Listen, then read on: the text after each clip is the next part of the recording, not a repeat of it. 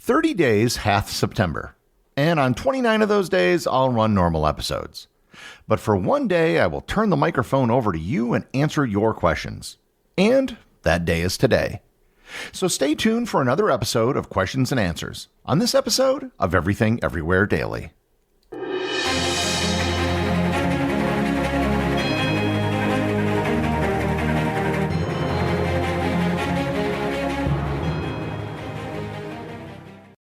This episode is sponsored by Airlo.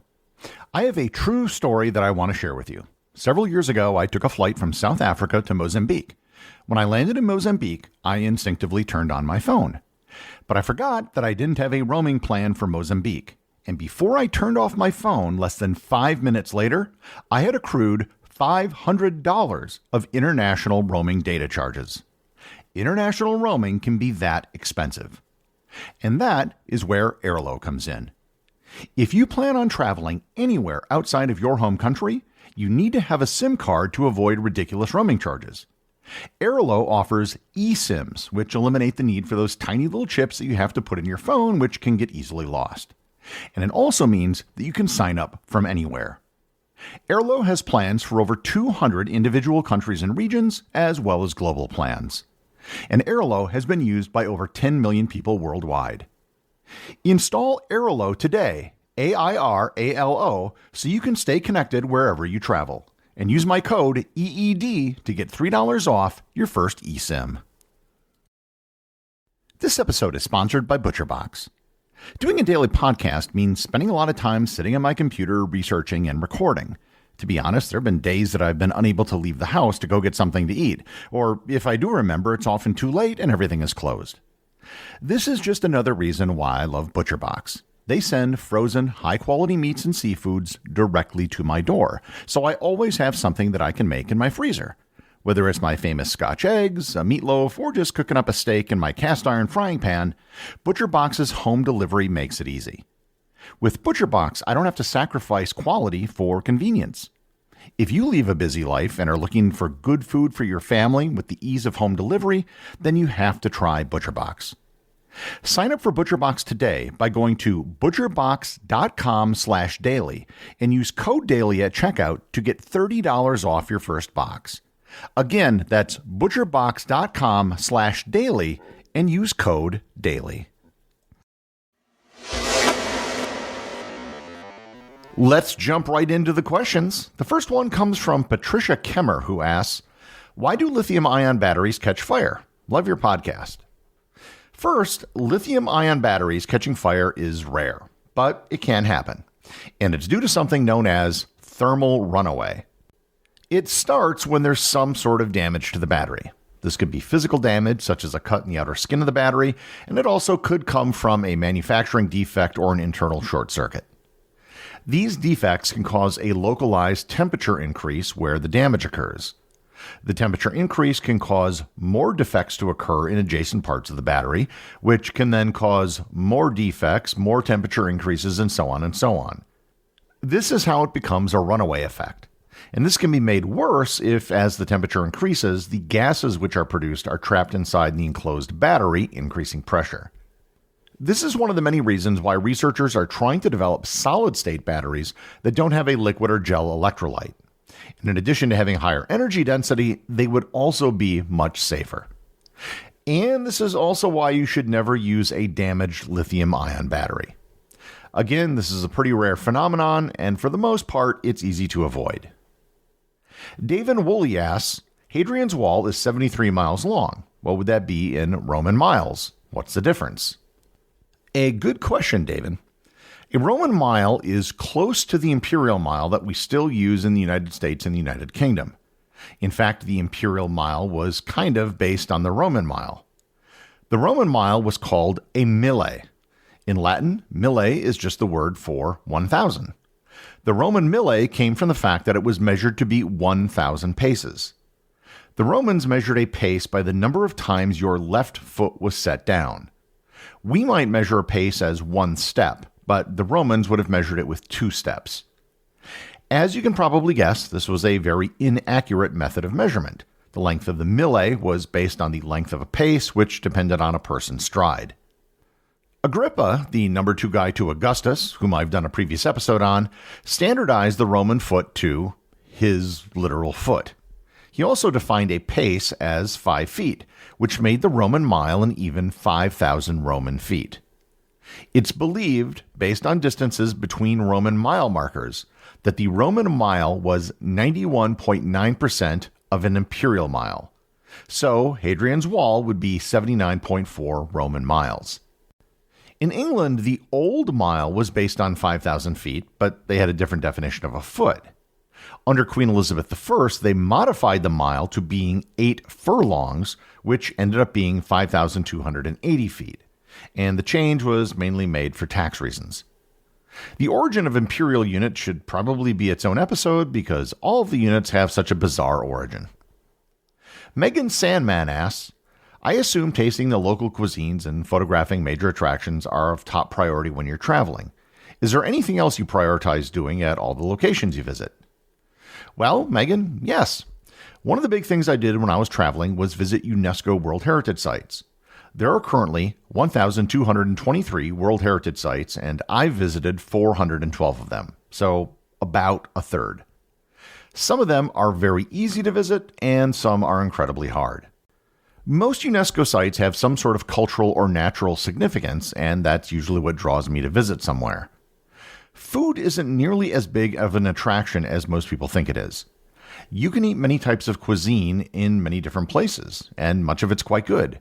For example, Chinese and Indian restaurants can be found everywhere around the world, as can sushi. That's not to say that you can't have good culinary experiences in certain places, but food is something that can be transported easily. Cultural, historic, and natural sites cannot. Susan Emerson writes, Hi Gary, longtime listeners here, Eliza, Nellie, and Mom. We're wondering if you could go back in time to when you were a kid, what would be the place you would most want to travel and why? Well, if you were to ask me when I was 8 or 11, I probably would have wanted to go to Disney World. If you asked me when I was 13 or 14, I would definitely have said Cape Canaveral to go see a space shuttle launch. I should add that my family didn't travel a whole lot, so both of those things were never really options. Now, however, as an adult, if I could retroactively fund some sort of travel for my younger self, I would have tried to go someplace that doesn't exist anymore. Maybe I'd go to visit West Berlin before the wall fell down. Mike Varaz asks, Gary, have you ever visited or crossed the boundary waters connecting Minnesota and Canada? Is there an episode on the area? Your library is getting vast. Is there a better way to search than asking in Q&A? To answer the first part of your question, I have been to the boundary waters. I visited Voyager National Park, and I did one of their boat tours that goes into the park. There are sections of the tour where you actually, technically, cross into Canada in the middle of the lake, but there's no one around to check.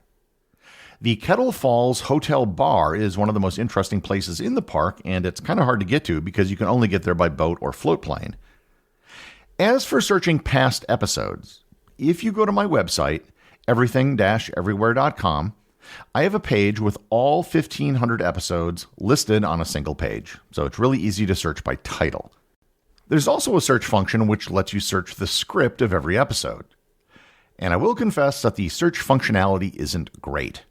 I had an AI tool that would read all of my scripts and answer questions on the Discord server, but it no longer works. I'm looking at putting a similar AI search functionality on the website because I, too, find my current search setup very frustrating when I want to look for something. Right now, there are lots of AI search tools available, and I just need to find a good one that works well. Darren Brown asks, how do you combat and filter misinformation, aka fake news? Darren, this is one of the most important skills that someone can learn, and it isn't easy to do. It takes constant practice and diligence. The first step is to be skeptical of everything. Don't just blindly accept anything you read or hear. One good way is to start applying Betteridge's Law of Headlines to articles that you read. Betteridge's Law of Headlines states that any headline that is a question can always be answered no. And that's because if it were true, they wouldn't need to phrase it as a question.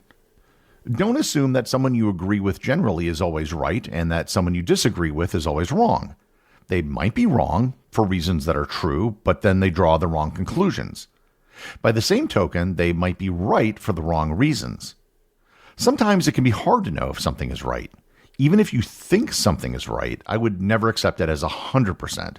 I'd always accept the possibility, even if it's remote, that it could be wrong. One of the things I try to do is to have a working hypothesis rather than an opinion. Once people develop an opinion, they have a natural tendency to stick to it and defend it, even in the face of evidence which might be to the contrary. However, if you hold something as a hypothesis, then you're much more likely to be willing to modify your position and would be less willing to defend it to the death. Finally, subtlety and nuance is important. There's always a desire to make things black and white, but the truth is usually not so simple. Randy Ryan asks, what motivates you to keep pumping the fantastic podcasts out day after day? Can't be the money, or can it? Well, the podcast is my livelihood at this point, and that certainly is a motivation. However, I'm in the fortunate position to be doing something that I think I'm well suited for, and it's something I enjoy. And that is something that few people can say. It is a lot of work, I can't deny that, but there are a lot of people out there who go to work every day and put in just as much time under much worse conditions than me. Angela Acuna asks, do you play any video games? If so, what do you play? The game I spend the most time playing by far is World of Warcraft Classic. I'm in the top Horde raiding guild on the Mancrick server, and my primary character is an undead priest. I also play turn-based or real-time strategy games. Age of Empires 2, Rome Total War, and Civilization 5. All those games are pretty old, I realize, but they are also, I think, the best versions of those games. Jesus Chan asks, Gary, greetings from Laredo, Texas, the once capital of the Republic of the Rio Grande. With all the excitement around human space exploration and the prospects of traveling to the moon and Mars, what do you believe is the most critical issue we must address to ensure success? Is it a medical advancement to protect the human body in space, the development of a revolutionary propulsion system, the creation of artificial gravity, or something else entirely different? Well, Jesus, that's a pretty good question. There is a lot that we don't know about making such a trip. For starters, we have only sent 18 humans beyond low Earth orbit. All 18 were part of the Apollo program, and they spent a very limited amount of time beyond low Earth orbit.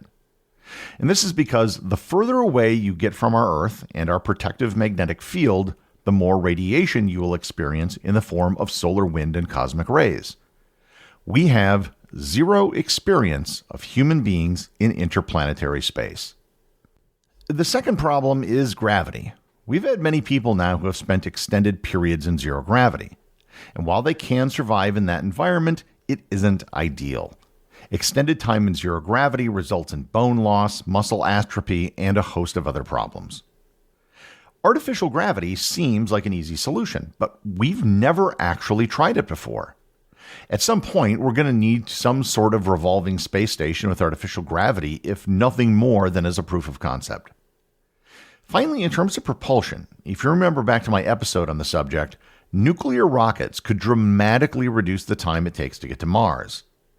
If we had a nuclear rocket, the first trip we make there might be a quick there and back to plant the flag and declare victory, and it could be done with a nuclear rocket. However, in the long run, you'd probably need to send up supplies beforehand for an extended stay base. Something close to the movie The Martian with Matt Damon, although the dust storms in the movie were highly exaggerated. The air pressure is too low to do that much damage. In terms of the moon, because it has no atmosphere, you'd probably want to put a base either in a lava tube or at least cover it with lunar soil to protect it from radiation.